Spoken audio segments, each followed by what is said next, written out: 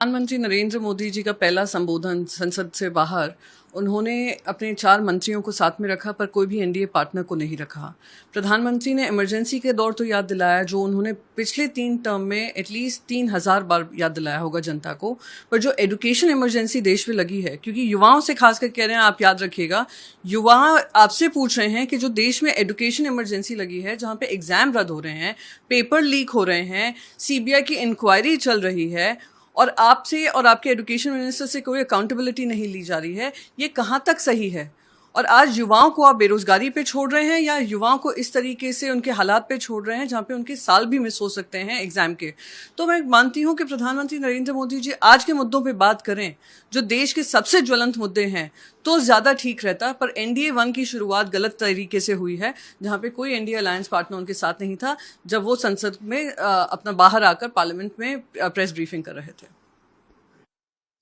जिस तरीके से जो संसद की